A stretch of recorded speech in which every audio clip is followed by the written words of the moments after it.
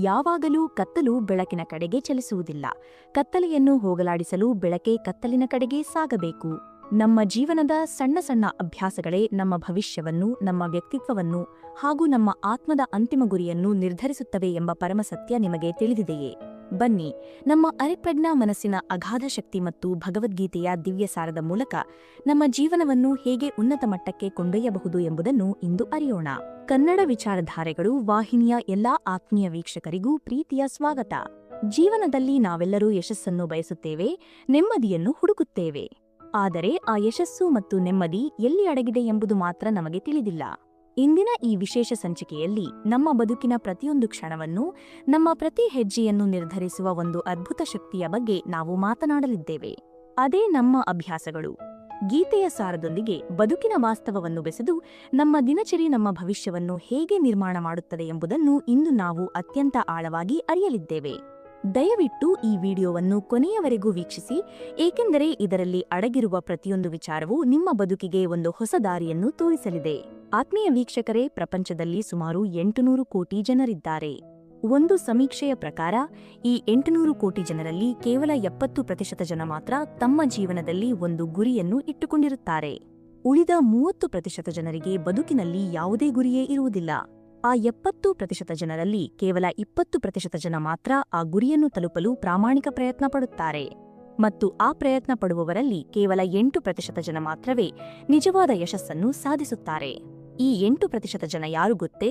ಇವರು ಕೇವಲ ಹಣ ಸಂಪಾದಿಸಿದವರಲ್ಲ, ಕೇವಲ ಕೀರ್ತಿ ಗಳಿಸಿದವರಲ್ಲ, ಬದಲಾಗಿ ತಮ್ಮ ಆಂತರಿಕ ಶಾಂತಿಯನ್ನು ಕಾಪಾಡಿಕೊಂಡವರು, ಭಾವನಾತ್ಮಕವಾಗಿ ಅತ್ಯಂತ ಸದೃಢರಾದವರು.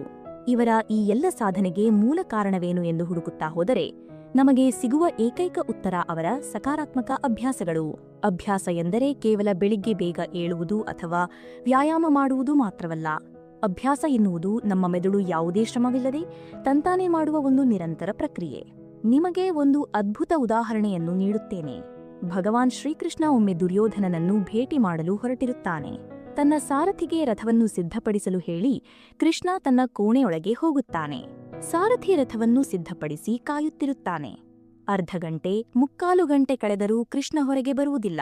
ಸಾರಥಿಗೆ ಆಶ್ಚರ್ಯವಾಗುತ್ತದೆ. ಕೋಣೆಯ ಬಳಿ ಹೋಗಿ ನೋಡಿದರೆ ಜಗನ್ನಾಟಕ ಸೂತ್ರಧಾರಿ ಶ್ರೀಕೃಷ್ಣ ಕನ್ನಡಿಯ ಮುಂದೆ ನಿಂತು ಅತ್ಯಂತ ಸುಂದರವಾಗಿ ಅಲಂಕಾರ ಮಾಡಿಕೊಳ್ಳುತ್ತಿರುತ್ತಾನೆ. ಸಾರಥಿಗೆ ಇದನ್ನು ನೋಡಿ ನಂಬಲಾಗುವುದಿಲ್ಲ. ಆತ ಕೇಳುತ್ತಾನೆ, ಪರಮಾತ್ಮ, ನೀನು ರಾಧೆಯನ್ನೋ ಅಥವಾ ರುಕ್ಮಿಣಿಯನ್ನೋ ಭೇಟಿ ಮಾಡಲು ಹೋಗುತ್ತಿದ್ದರೆ ಈ ಅಲಂಕಾರ ಸರಿ. ಆದರೆ ನೀನು ಹೋಗುತ್ತಿರುವುದು ಆ ದುಷ್ಟ ದುರ್ಯೋಧನನನ್ನು ಭೇಟಿ ಮಾಡಲು. ಅವನಿಗಾಗಿ ನೀನೇಕೆ ಇಷ್ಟು ಅಲಂಕಾರ ಮಾಡಿಕೊಳ್ಳುತ್ತಿದ್ದೀಯಾ? ಆಗ ಮುಗುಳ್ನಗುತ್ತಾ ಕೃಷ್ಣ ಹೇಳುತ್ತಾನೆ, ಸಾರಥಿ, ನಾನು ಹೇಗಿದ್ದರೂ ನನ್ನ ಆಂತರಿಕ ಸೌಂದರ್ಯವನ್ನು ಅರಿಯುವ ಶಕ್ತಿ ಆ ದುರ್ಯೋಧನನಿಗೆ ಖಂಡಿತ ಇಲ್ಲ. ಅವನ ಕಣ್ಣಿಗೆ ಕಾಣುವುದು ಕೇವಲ ಈ ಬಾಹ್ಯ ಸೌಂದರ್ಯ ಮಾತ್ರ. ಕನಿಷ್ಠ ಈ ಮುಖದ ಸೌಂದರ್ಯಕ್ಕಾದರೂ ಆತ ಮರುಳಾಗಲಿ ಎಂದು. ಆಗ ಸಾರಥಿಗೆ ಕೋಪ ಬರುತ್ತದೆ. ಸ್ವಾಮಿ, ಅವನನ್ನು ನೋಡಲು ನಾವೇಕೆ ಹೋಗಬೇಕು? ಅವನೇ ಇಲ್ಲಿಗೆ ಬರಲಿ ಬಿಡಿ ಎನ್ನುತ್ತಾನೆ. ಆಗ ಕೃಷ್ಣ ಹೇಳುವ ಆ ಮಾತು ನಮ್ಮೆಲ್ಲರ ಬದುಕಿಗೆ ದಾರಿದೀಪ. ಕೃಷ್ಣ ಹೇಳುತ್ತಾನೆ, ಯಾವತ್ತೂ ಅಷ್ಟೇ ಕತ್ತಲು ಬೆಳಕಿನ ಕಡೆಗೆ ಬರುವುದಿಲ್ಲ, ಬೆಳಕೆ ಕತ್ತಲಿನ ಕಡೆಗೆ ಹೋಗಬೇಕು. ಈ ಕಥೆಯ ಸಾರಾಂಶವೇನು ಗೊತ್ತೇ? ನಮ್ಮೊಳಗಿನ ಒಳ್ಳೆಯತನ, ನಮ್ಮ ಸಕಾರಾತ್ಮಕ ಅಭ್ಯಾಸಗಳು ಆ ಬೆಳಕಿನಂತೆ. ಕೆಟ್ಟ ಅಭ್ಯಾಸಗಳು ದುರ್ಯೋಧನನ ಅಜ್ಞಾನದ ಕತ್ತಲೆಯಂತೆ. ಕತ್ತಲೆಯನ್ನು ದೂರ ಮಾಡಲು ನಾವು ಸಕಾರಾತ್ಮಕ ಅಭ್ಯಾಸಗಳೆಂಬ ಬೆಳಕನ್ನು ನಾವೇ ಹೊತ್ತಿಸಬೇಕು.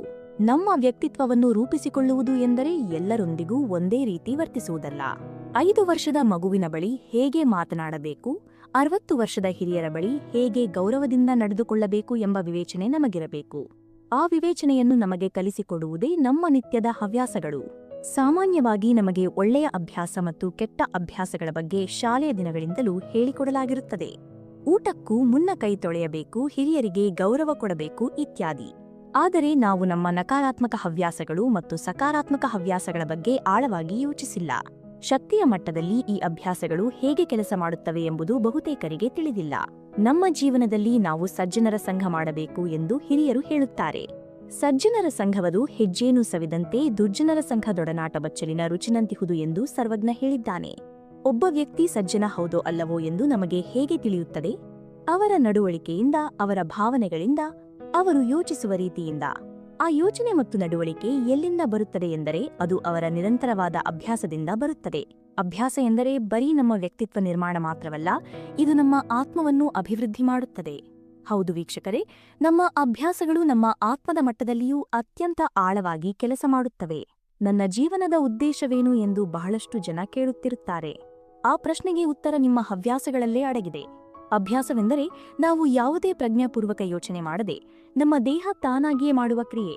ಉದಾಹರಣೆಗೆ, ಸಂಜೆ 4 ಗಂಟೆಯಾಗುತ್ತಲೇ ನಮ್ಮ ಮೆದುಳಿಗೆ ಯಾವುದೇ ಆಯಾಸವಿಲ್ಲದೆ ಕಾಫಿ ಅಥವಾ ಟೀ ಕುಡಿಯಬೇಕೆಂಬ ನೆನಪಾಗುತ್ತದೆ. ನಾವು ಅಲಾರಾಂ ಇಟ್ಟುಕೊಂಡಿರುವುದಿಲ್ಲ, ಆದರೂ ದೇಹ ತಾನಾಗಿಯೇ ಕೇಳುತ್ತದೆ. ಇದನ್ನು ಅಭ್ಯಾಸ ಎನ್ನುತ್ತಾರೆ. ಇದು ಹೇಗೆ ನಮ್ಮೊಳಗೆ ಬೇರೂರುತ್ತದೆ ಗೊತ್ತೇ? ನಮ್ಮ ಅರಿವಿನಾಚೆಯ ಮನಸ್ಸು ಎಂದರೆ ನಮ್ಮ ಸಬ್ ಕಾನ್ಷಿಯಸ್ ಮೈಂಡ್ ಈ ಎಲ್ಲಾ ವಿಚಾರಗಳನ್ನು ತನ್ನೊಳಗೆ ಭದ್ರವಾಗಿ ಕೂರಿಸಿಕೊಂಡಿರುತ್ತದೆ. ಯಾವುದೋ ಒಂದು ಘಟನೆ ನಡೆದಾಗ ನಾವು ಆ ಕ್ಷಣದಲ್ಲಿ ಯಾವ ಪ್ರತಿಕ್ರಿಯೆ ನೀಡುತ್ತೇವೆಯೋ ಅದು ನಮಗೆ ಒಂದು ರೀತಿಯ ನೆಮ್ಮದಿ ಅಥವಾ ಕಂಫರ್ಟ್ ನೀಡುತ್ತದೆ. ಉದಾಹರಣೆಗೆ, ನಿಮಗೆ ವಿಪರೀತ ಒತ್ತಡ ಅಥವಾ ಟೆನ್ಷನ್ ಆದಾಗ ನೀವು ಕಾಫಿ ಕುಡಿಯುತ್ತೀರಿ ಅಥವಾ ಯಾರ ಮೇಲಾದರೂ ಕೋಪ ಮಾಡಿಕೊಳ್ಳುತ್ತೀರಿ ಅಥವಾ ಇನ್ನಾರ ಬಳಿಯೂ ಫೋನ್ ಮಾಡಿ ಮಾತನಾಡುತ್ತೀರಿ ಎಂದುಕೊಳ್ಳಿ. ಆ ಕ್ಷಣಕ್ಕೆ ಆ ಕ್ರಿಯೆ ನಿಮಗೆ ಸ್ವಲ್ಪ ನಿರಾಳತೆಯನ್ನು ನೀಡುತ್ತದೆ. ನಿಮ್ಮ ಅರಿವಿನಾಚೆಯ ಮನಸ್ಸು ಈ ನಿರಾಳತೆಯ ಭಾವವನ್ನು ಹಿಡಿದಿಟ್ಟುಕೊಳ್ಳುತ್ತದೆ. ಮುಂದಿನ ಬಾರಿ ನಿಮಗೆ ಒತ್ತಡವಾದಾಗ ತಾನಾಗಿಯೇ ಅದು ಕಾಫಿ ಕುಡಿಯುವಂತೆ ಅಥವಾ ಕೋಪ ಮಾಡಿಕೊಳ್ಳುವಂತೆ ಪ್ರೇರೇಪಿಸುತ್ತದೆ. ಇದೇ ರೀತಿ ಕೆಟ್ಟ ಹವ್ಯಾಸಗಳು ನಮ್ಮ ಬದುಕಿಗೆ ಅಂಟಿಕೊಳ್ಳುತ್ತವೆ. ತಲೆನೋವು ಬಂದ ತಕ್ಷಣ ಮಾತ್ರೆಯನ್ನು ನುಂಗುವುದು, ನಿದ್ದೆ ಬಾರದಿದ್ದಾಗ ಮಧ್ಯರಾತ್ರಿ 2 ಗಂಟೆಯವರೆಗೆ ಮೊಬೈಲ್ ನೋಡುವುದು, ಕೋಪ ಬಂದಾಗ ವಸ್ತುಗಳನ್ನು ಒಡೆಯುವುದು, ಇವೆಲ್ಲವೂ ನಮ್ಮ ಮನಸ್ಸು ತಕ್ಷಣದ ನೆಮ್ಮದಿಗಾಗಿ ಹುಡುಕುವ ಕೆಟ್ಟ ದಾರಿಗಳು. ನಾವು ಸಕಾರಾತ್ಮಕ ಅಭ್ಯಾಸಗಳನ್ನು ರೂಢಿಸಿಕೊಳ್ಳದಿದ್ದರೆ ನಮ್ಮ ಬದುಕಿಗೆ ಏನಾಗುತ್ತದೆ ಎಂಬುದನ್ನು ನಾವು ಗಂಭೀರವಾಗಿ ಯೋಚಿಸಬೇಕು. ನಕಾರಾತ್ಮಕ ಅಭ್ಯಾಸಗಳು ನಮ್ಮನ್ನು ದೈಹಿಕವಾಗಿ, ಮಾನಸಿಕವಾಗಿ, ಭಾವನಾತ್ಮಕವಾಗಿ ಹಾಗೂ ಆಧ್ಯಾತ್ಮಿಕವಾಗಿ ಕುಗ್ಗಿಸುತ್ತವೆ. ನೀವು ಗಮನಿಸಿರಬಹುದು, ಕೆಲವರು ಸಣ್ಣ ಪುಟ್ಟ ಕಾರಣಗಳಿಗೂ ಜೀವನವನ್ನೇ ಅಂತ್ಯಗೊಳಿಸುವ ನಿರ್ಧಾರವನ್ನು ತೆಗೆದುಕೊಳ್ಳುತ್ತಾರೆ. ಅವರು ಆ ನಿರ್ಧಾರವನ್ನು ಹಠಾತ್ತಾಗಿ ತೆಗೆದುಕೊಂಡಿರುವುದಿಲ್ಲ. ಕಳೆದ 1 ವರ್ಷದಿಂದ ಅವರ ಅಭ್ಯಾಸಗಳು ಹೇಗಿದ್ದವು ಎಂದು ಗಮನಿಸಿದರೆ ಸತ್ಯ ತಿಳಿಯುತ್ತದೆ. ಅತಿಯಾಗಿ ನಿದ್ದೆ ಮಾಡುವುದು, ಯಾರೊಂದಿಗೂ ಬೆರೆಯದೆ ಒಂಟಿಯಾಗಿರುವುದು, ಸಮಾಜದಿಂದ ದೂರವಿರುವುದು ಇವೆಲ್ಲವೂ ಮನುಷ್ಯನನ್ನು ಆಳವಾದ ಖಿನ್ನತೆಗೆ ದೂಡುತ್ತವೆ. ನಮ್ಮ ಸುತ್ತಲಿನ ಪ್ರಪಂಚದಲ್ಲಿ ಋಣಾತ್ಮಕ ಶಕ್ತಿಗಳಿವೆ ಎಂಬುದನ್ನು ನೀವು ಕೇಳಿರಬಹುದು. ಮಾಟಮಂತ್ರ, ಕೆಟ್ಟ ದೃಷ್ಟಿ ಅಥವಾ ದುಷ್ಟಶಕ್ತಿಗಳ ಪ್ರಭಾವ ಯಾರ ಮೇಲೆ ಬೀಳುತ್ತದೆ ಗೊತ್ತೇ? ಯಾರ ಶಕ್ತಿಯ ಮಟ್ಟ ಎಂದರೆ ಎನರ್ಜಿ ಲೆವೆಲ್ ತೀರಾ ಕೆಳಮಟ್ಟದಲ್ಲಿರುತ್ತದೆಯೋ ಅವರ ಮೇಲೆ ಇವುಗಳ ಪ್ರಭಾವ ಸುಲಭವಾಗಿ ಆಗುತ್ತದೆ.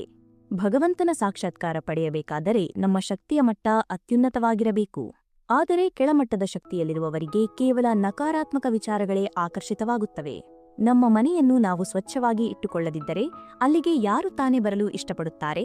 ಮನೆ ಗಲೀಜಾಗಿದ್ದರೆ ನೆಮ್ಮದಿ ಹೇಗೆ ಸಿಗುತ್ತದೆ?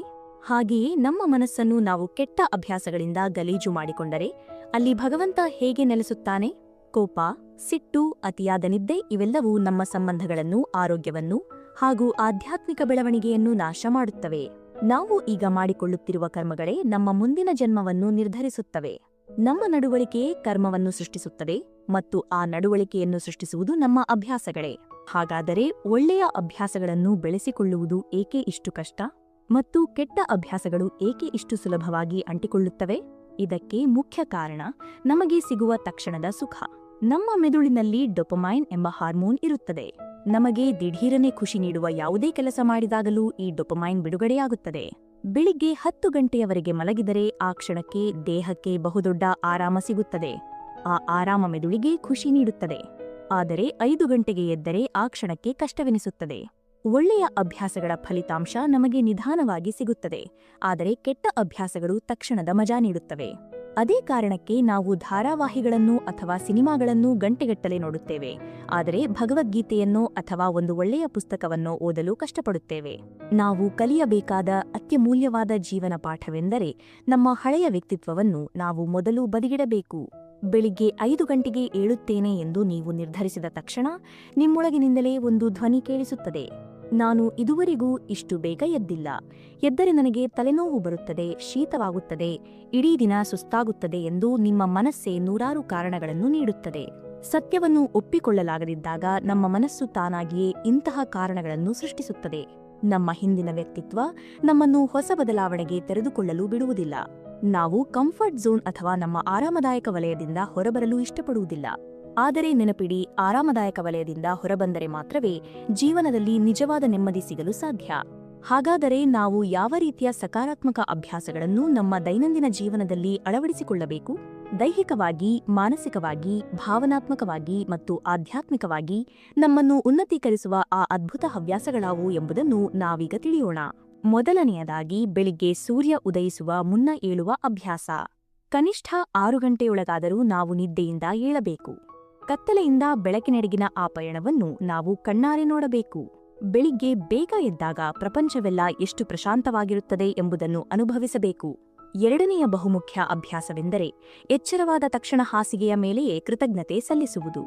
ಭಗವಂತನಿಗೆ, ಪ್ರಕೃತಿಗೆ, ನಮ್ಮ ಉಸಿರಿಗೆ ಒಂದು ಸುಂದರವಾದ ಧನ್ಯವಾದವನ್ನು ಹೇಳಬೇಕು.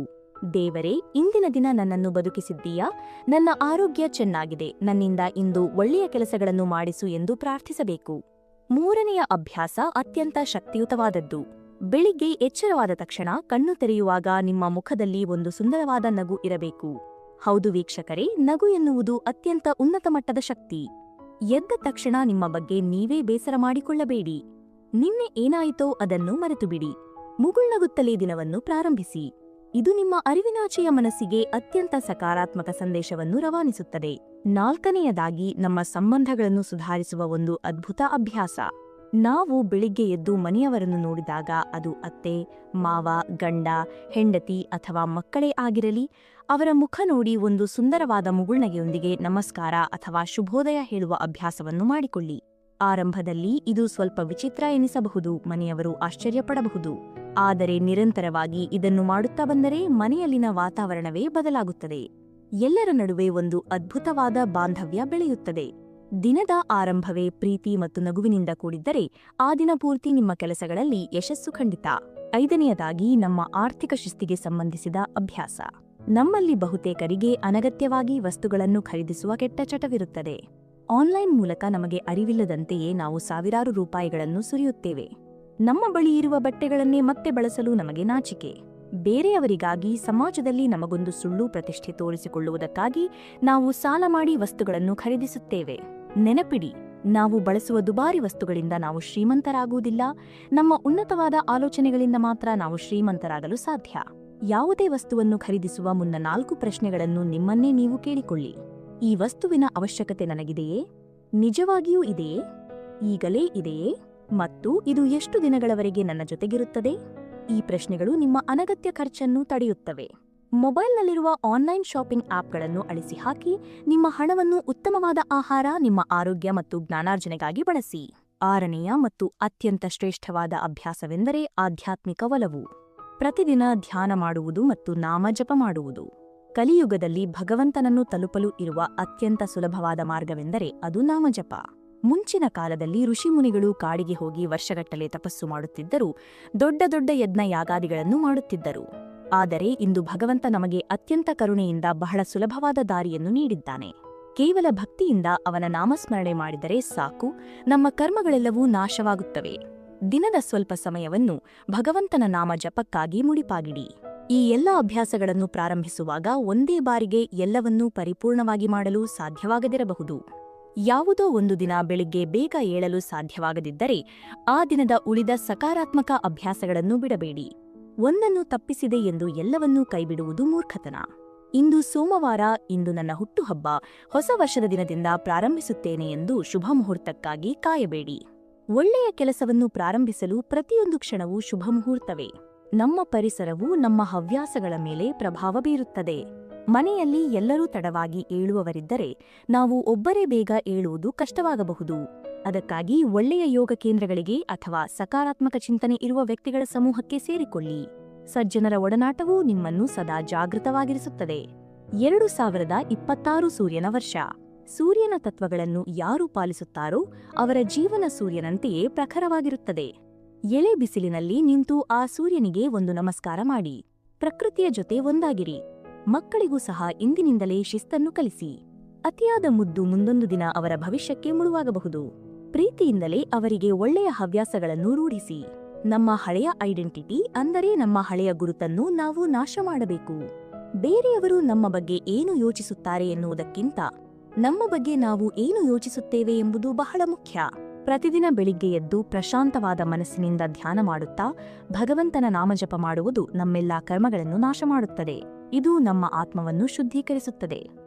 ನಾವು ಈ ಜನ್ಮದಲ್ಲಿ ಒಳ್ಳೆಯ ಅಭ್ಯಾಸಗಳನ್ನು ಮತ್ತು ಆಧ್ಯಾತ್ಮಿಕ ಸಾಧನೆಯನ್ನು ಮಾಡದಿದ್ದರೆ ಮತ್ತೆ ಮುಂದಿನ ಜನ್ಮದಲ್ಲಿ ಇದೇ ಭೌತಿಕ ಪ್ರಪಂಚದ ಚಕ್ರದಲ್ಲಿ ಸಿಲುಕಿ ಒದ್ದಾಡಬೇಕಾಗುತ್ತದೆ. ನಮ್ಮ ಮುಂದಿನ ಜನ್ಮವನ್ನು ನಿರ್ಧರಿಸುವುದು ನಮ್ಮ ಈ ಜನ್ಮದ ಕರ್ಮಗಳು ಮತ್ತು ನಮ್ಮ ಅರೆಪ್ರಜ್ಞಾ ಮನಸ್ಸಿನಲ್ಲಿ ಅಡಗಿರುವ ಅಭ್ಯಾಸಗಳು. ಹಳೆಯ ಐಡೆಂಟಿಟಿಯನ್ನು ಅಳಿಸಿ ಹೊಸ ವ್ಯಕ್ತಿತ್ವದ ನಿರ್ಮಾಣ. ಯಾವುದೇ ಒಂದು ಒಳ್ಳೆಯ ಅಭ್ಯಾಸವನ್ನು ರೂಢಿಸಿಕೊಳ್ಳಲು ನಮಗೆ ಕಷ್ಟವಾಗಲು ಮುಖ್ಯ ಕಾರಣವೆಂದರೆ ನಮ್ಮ ಬಗ್ಗೆ ನಮಗಿರುವ ಹಳೆಯ ನಂಬಿಕೆಗಳು. ನಾನು ಬೆಳಿಗ್ಗೆ ಬೇಗ ಎದ್ದರೆ ನನಗೆ ತಲೆನೋವು ಬರುತ್ತದೆ, ನನಗೆ ಶೀತವಾಗುತ್ತದೆ, ಇಡೀ ದಿನ ಸುಸ್ತಾಗುತ್ತದೆ ಎಂಬ ನೂರಾರು ನೆಪಗಳನ್ನು ನಮ್ಮ ಮನಸ್ಸೇ ನಮಗೆ ಸೃಷ್ಟಿಸಿಕೊಡುತ್ತದೆ. ನಮ್ಮ ಮನೆಯವರು ಸಹ ಇವತ್ತು ಬೆಳಿಗ್ಗೆ ಎದ್ದಿದ್ದೀಯಾ, ನಾಳೆ ಮತ್ತೆ ಅದೇ ಸಮಯಕ್ಕೆ ಮಲಗುತ್ತೀಯ ಬಿಡು ಎಂದು ನಮ್ಮನ್ನು ಕಡೆಗಣಿಸಬಹುದು. ಆದರೆ ನಾವು ನಮ್ಮ ಬಗ್ಗೆ ಇಟ್ಟುಕೊಂಡಿರುವ ಹಳೆಯ ಐಡೆಂಟಿಟಿ ಅಥವಾ ಗುರುತನ್ನು ಸಂಪೂರ್ಣವಾಗಿ ಬದಲಾಯಿಸಬೇಕು. ನಾನು ಬದಲಾಗುತ್ತಿದ್ದೇನೆ, ನಾನು ಈ ಸಕಾರಾತ್ಮಕ ಅಭ್ಯಾಸಗಳನ್ನು ನನ್ನ ಜೀವನದ ಒಂದು ಭಾಗವಾಗಿಸಿಕೊಳ್ಳುತ್ತಿದ್ದೇನೆ ಎಂದು ದೃಢವಾಗಿ ಸಂಕಲ್ಪ ಮಾಡಬೇಕು. 2026 ಎಂಬುದು ಸೂರ್ಯನ ವರ್ಷವಾಗಿದೆ. ಸೂರ್ಯನ ತತ್ವಗಳನ್ನು ಯಾರು ತಮ್ಮ ಜೀವನದಲ್ಲಿ ಅಳವಡಿಸಿಕೊಳ್ಳುತ್ತಾರೋ ಅವರ ಜೀವನವು ಸೂರ್ಯನಂತೆಯೇ ಅತ್ಯಂತ ಪ್ರಕಾಶಮಾನವಾಗಿ ಬೆಳಗುತ್ತದೆ. ಮುಂಜಾನೆ ಬೇಗನೆ ಎದ್ದು ಉದಯಿಸುತ್ತಿರುವ ಆ ಎಳೆಯ ಸೂರ್ಯನ ಕಿರಣಗಳನ್ನು ನೋಡುತ್ತಾ ಆ ಸೂರ್ಯದೇವನಿಗೂ ಒಂದು ಶುಭೋದಯವನ್ನು ಹೇಳಿ ನೋಡಿ. ಆ ಕತ್ತಲೆಯಿಂದ ಬೆಳಕಿನೆಡೆಗಿನ ಪಯಣ ನಿಮ್ಮ ಮನಸ್ಸಿಗೆ ಎಂತಹ ಅದ್ಭುತವಾದ ಶಾಂತಿಯನ್ನು ನೀಡುತ್ತದೆ ಎಂಬುದನ್ನು ನೀವೇ ಖುದ್ದಾಗಿ ಅನುಭವಿಸುತ್ತೀರಿ. ನಿಮ್ಮ ಆರಾಮದಾಯಕ ವಲಯದಿಂದ ಹೊರಬನ್ನಿ. ಒಳ್ಳೆಯ ಪರಿಸರದಲ್ಲಿ ಸಕಾರಾತ್ಮಕ ಚಿಂತನೆಗಳುಳ್ಳ ಜನರೊಂದಿಗೆ ಕಾಲ ಕಳೆಯಿರಿ. ಯೋಗ, ಧ್ಯಾನದಂತಹ ತರಗತಿಗಳಿಗೆ ಸೇರಿದರೆ ಅಲ್ಲಿನ ವಾತಾವರಣ ನಿಮ್ಮನ್ನು ಆ ಕೆಲಸ ಮಾಡಲು ಪ್ರೇರೇಪಿಸುತ್ತದೆ. ಬೇರೆಯವರು ಏನೇ ಹೇಳಿದರೂ ನಿಮ್ಮ ಬಗ್ಗೆ ನಿಮ್ಮ ಆಂತರಿಕ ಧ್ವನಿ ಏನು ಹೇಳುತ್ತದೆ ಎಂಬುದು ಅತ್ಯಂತ ಮುಖ್ಯ. ನಮ್ಮ ದೈನಂದಿನ ಸಣ್ಣ ಸಣ್ಣ ಅಭ್ಯಾಸಗಳೇ ನಮ್ಮ ಬೃಹತ್ ಭವಿಷ್ಯವನ್ನು ಬರೆಯುವ ಲೇಖನಿಗಳು. ಭಗವದ್ಗೀತೆಯಲ್ಲಿ ಭಗವಂತನು ಹೇಳಿದಂತೆ ನಮ್ಮ ಉದ್ಧಾರವನ್ನು ನಾವೇ ಮಾಡಿಕೊಳ್ಳಬೇಕು. ಈ ಸಕಾರಾತ್ಮಕ ಅಭ್ಯಾಸಗಳನ್ನು ಇಂದೇ ಈ ಕ್ಷಣದಿಂದಲೇ ನಿಮ್ಮ ಜೀವನದಲ್ಲಿ ಅಳವಡಿಸಿಕೊಳ್ಳಿ. ನಿಮ್ಮ ಆತ್ಮದ ಉನ್ನತಿಗಾಗಿ ಪ್ರತಿದಿನ ನಿಯಮಿತವಾಗಿ ಭಗವಂತನ ನಾಮಸ್ಮರಣೆಯನ್ನು ಮಾಡುತ್ತಾ ಸದಾ ನಗುನಗುತ್ತಾ ಇರಿ. ಆತ್ಮೀಯ ವೀಕ್ಷಕರೇ, ಅಭ್ಯಾಸವೆನ್ನುವುದು ಬಂಡೆಯ ಮೇಲೆ ನೀರು ತೊಟ್ಟಿಕ್ಕಿದಂತೆ.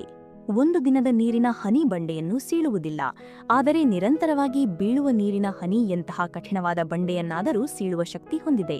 ಹಾಗೆಯೇ ನಿಮ್ಮ ನಿರಂತರವಾದ ಸಣ್ಣ ಸಣ್ಣ ಒಳ್ಳೆಯ ಅಭ್ಯಾಸಗಳು ನಿಮ್ಮ ಇಡೀ ಭವಿಷ್ಯವನ್ನೇ ಅತ್ಯಂತ ಸುಂದರವಾಗಿ ರೂಪಿಸುತ್ತವೆ. ಭಗವಾನ್ ಶ್ರೀಕೃಷ್ಣ ಹೇಳಿದಂತೆ ನಿಮ್ಮ ಉದ್ಧಾರವನ್ನು ನೀವೇ ಮಾಡಿಕೊಳ್ಳಬೇಕು. ನಿಮ್ಮ ಉದ್ಧಾರಕ್ಕೆ ನಿಮ್ಮ ಸಕಾರಾತ್ಮಕ ಅಭ್ಯಾಸಗಳೇ ಅಡಿಪಾಯ. ಈ ವಿಚಾರಗಳು ನಿಮ್ಮ ಜೀವನದಲ್ಲಿ ಒಂದು ಹೊಸ ಬೆಳಕನ್ನು ಮೂಡಿಸಲಿ ಎಂದು ನಾನು ಆಶಿಸುತ್ತೇನೆ.